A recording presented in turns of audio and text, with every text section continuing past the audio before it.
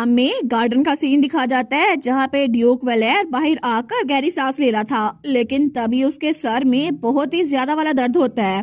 वो सोचता है जब से मैं कैपिटल में आया हूं ना, मेरी एबिलिटी के साइड इफेक्ट्स ये तो बहुत ही ज्यादा बुरे हो गए हैं।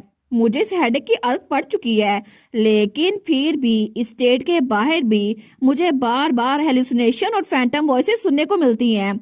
और जब मैं नॉर्थ में था ना, तो मुझे पता नहीं चलता था कि ये हेलुसिनेशन है या फिर नहीं, लेकिन मैं हर एक को आगे बढ़ के जान से मार दिया करता था। और एम्पीरियल कैपिटल में ऐसा करना तो बिल्कुल इम्पॉसिबल है। इसी वजह से मुझे समझ नहीं आ रहा इनसे छुटकारा हासिल कैसे करूं।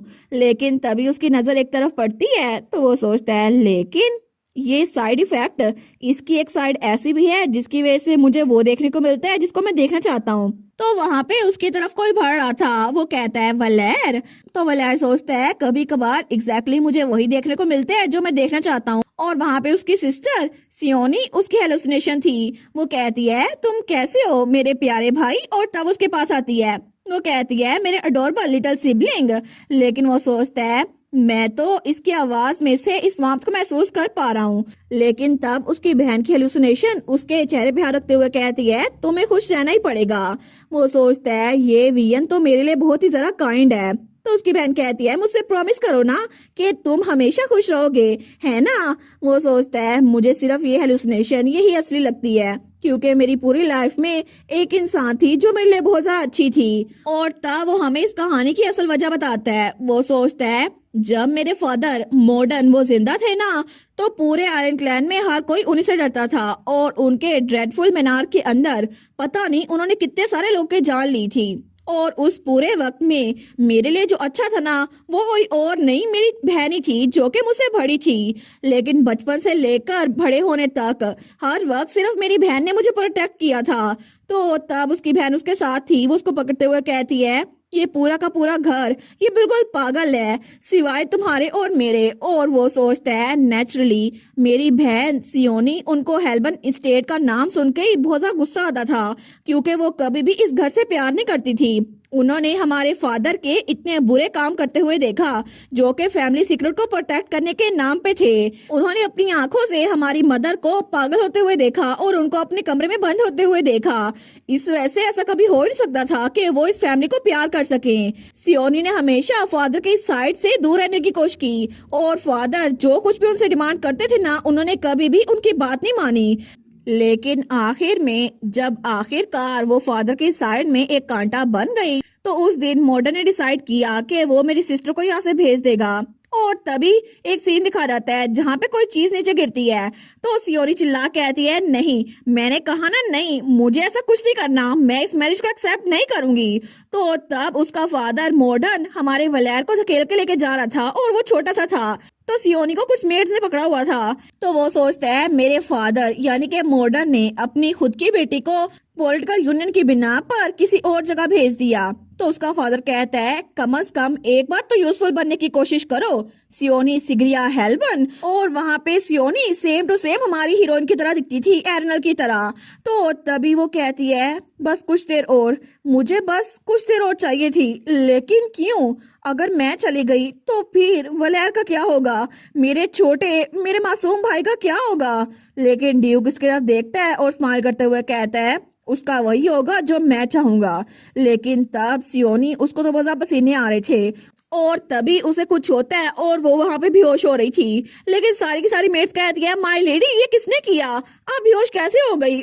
और वलेर अपने फादर के साथ जाते जाते भी उसको मुड़कर देख रहा था। वो सोचता है मेरी याददाश्त में एक मेमोरी बिल्कुल अच्छे से याद है। उस दिन मेरे फादर ने मेरी सिस्टर को कुछ पिलाया था जिसकी वजह से मेरी सिस्टर बेहोश हो गई थी। और उसके बाद मेरे फादर ने मेरी सिस्टर को वहां भेज दिया जहां पे वो उनकी शादी करवाना चाहते थे। लेकिन तब उसका फादर उसके चेहरे पे हाथ रखते हुए कहता है तुम्हारी बहन ने अपना काम पूरा कर दिया, बस ये काफी है, अब अपने आप को थकाओ मत और अपनी ड्यूटी पूरी करो मेरे बेटे। वो सोचता है उस वक्त मुझे बहुत ज्यादा गुस्सा आ रहा था, इतना कि मैं बर्दाश्त नहीं कर पा रहा था, लेकिन मेरी जिंदगी का प्रीशियस ट्रेजर वो मेरी आंखों के सामने कुचला जा रहा था, फिर भी मैं कुछ नहीं कर पाया। और मेरी सिस्टर वो वहां पे बेहोश पड़ी थी जिनके पास मेड थी, और ये सारी की सारी ट्रेजेडी ये सिर्फ एक इंसान की वजह से हुई थी जो उस वक्त मेरा हाथ पकड़ के वहां से लेके जा रहा था। और वो हेल्पलेसनेस मेरे अंदर सालों तक भरी रही, और आखिर में मेरी सिस्टर के जाने के कुछ सालों बाद मेरी मदर ने अपनी जान खुद ले ली मॉडर्न के शक्ल से आजाद होने के लिए। लेकिन वो हेल्पलेसनेस आखिर में इरिवर्सिबल रेज बन गई, और तब उसके फादर के मुंह से खून निकल रहा था। वो कहता है कैसे तुम ऐसा कैसे कर सकते हो, तुम्हारी हिम्मत कैसे हुई। लेकिन ड्यूक वेलेर वो तब थोड़ा बड़ा हो गया था।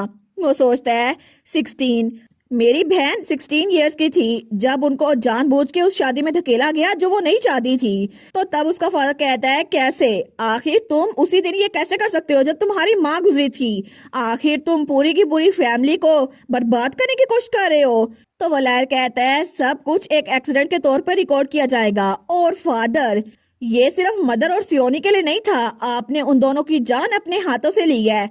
मदर ने खुद को जरूर मारा होगा लेकिन उनकी मौत सिर्फ आपकी वजह से हुई थी। तो उसका फादर वो तब भी हंस रहा था। तो उसका फादर कहता है कितने एरोगेंट हो तुम, क्या तुम्हें लगता है कि तुम मेरे पंजे से इतनी आराम से बच के चल जाओगे। बिल्कुल भी नहीं, तुम मेरी तरह दिखते हो वलेर, हम दोनों बिल्कुल आइडेंटिकल है। और ये सब कुछ बिल्कुल खत्म नहीं होगा, तुम्हारी किस्मत भी बिल्कुल मेरी तरह होगी। तो तुम इस मोमेंट को अपनी मेमोरी में स्टोर कर लो, क्योंकि एक दिन ऐसा जरूर आएगा जब तुम्हारा खुद का बच्चा तुम्हारी जान लेगा, जैसे तुमने मेरी जान ली है ना, तुम्हारी अपनी औलाद तुम्हारी जान लेगी। तो तब बाहर बारिश हो रही थी। वो सोचता है उस फाइनल कर्ज के कहते ही उनकी जान चली गई, और वो उनके आखिरी अल्फाज थे। और एक मोमेंट के लिए मैंने अपने आप को अलाउ किया था ये बात बिलीव करने में कि एक बार वो मर गए तो सब कुछ बेहतर हो जाएगा, लेकिन मैं भी शायद उनके कर्ज की वजह से था। लेकिन जैसा कि उन्होंने प्रिडिक्ट किया था ना, मेरे साथ बिल्कुल वैसा होना शुरू हो गया। मेरी पावर की वजह से मुझे हेलुसिनेशन आना शुरू हो गए, और जहां तक मुझे पता है ना, अब वापस जाने का कोई रास्ता नहीं था, क्योंकि हर रोज हर पल मुझे इन हेलुसिनेशन और फैंटम वॉइसेस को झेलना पड़ता है जो कि हर वक्त मेरे साथ रहती हैं। लेकिन इस सब में एक बहुत बड़ी मर्सी ये है कि किसी और को नहीं पता मेरे साथ हो क्या रहा है। और तभी वहां खड़े खड़े उसको किसी के हंसने की आवाज आती है। वो सोचता है ये आवाज ये तो मेरी सिस्टर के हंसने की है ना। लेकिन तभी वो पीछे मुड़ के देखते हैं तो वहां पे हमारी हीरोइन और क्राउन प्रिंस पे आकर वो डांस कर रहे थे, और हमारी हीरोइन स्माइल कर रही थी, उसके हंसने की आवाज थी। तो तभी वलेर वो उस तरफ देखता है। वो सोचता है क्या ये एक और हेलुसिनेशन है। नहीं, अगर ये हेलुसिनेशन है भी तो इस बच्ची को ऐसे स्माइल करता हुआ देखना मेरे लिए बहुत ज्यादा पीसफुल है। और तब वो भी स्माइल करता है। तो वो सोचता है मुझे कभी लगा नहीं था कि मैं उस बच्ची को जो सेम टू सेम मेरी बहन की तरह दिखती है उसको दोबारा से स्माइल करता हुआ देखूंगा, लेकिन ये स्माइलिंग फेस मुझे बहुत ज्यादा अच्छा लगता है। और तब दूसरी तरफ हमें पार्टी का सीन दिखाया जाता है जहाँ पे बहुत सारे लोग थे, लेकिन मेहन बेचारा तो थक गया था। वो सोचता है ये कितना एग्जॉस्टिंग है ना, मैंने एक्सपेक्ट किया था कि यहाँ पे बहुत सारे लोग होंगे, लेकिन हर कोई मुझसे बात करने के लिए इतना बेकरार क्यों है। और वो तो सेकंड फ्लोर पे आके छुप गया था। तो नीचे से लड़कियां कहती है लॉर्ड मेहन का पता है तुम्हें, दूसरी कहती है नहीं नहीं मुझे नहीं पता। तो मेहन सोचता है आखिर वो बास्टर्ड इस सब के दरमियान में कहाँ भाग गया, उसने तो अपना फेस दिखाया ही नहीं। और वो बास्टर्ड हमारे वलेर को कह रहा था, लेकिन वो सोचता है क्लियरली उससे मेरे साथ और भी चीजें डिस्कस करनी थी। और तब उसे याद आता है जब कुछ दिनों पहले वलेर ने उसको बताया था ठीक है मैं सरेंडर करता हूँ, तुम्हें ये जानने का हक है जैसा कि तुमने सस्पेक्ट किया था एर्नल मेरी बेटी नहीं है। तो मेहन कहता है इसका मतलब है जैसा मैंने सोचा था कि बिल्कुल वैसा होगा है ना। तो वलेर कहता है बिल्कुल, वो मेरी नहीं मेरी बहन सियोनी की बेटी है, इसी वजह से वो बिल्कुल उसकी तरह दिखती है।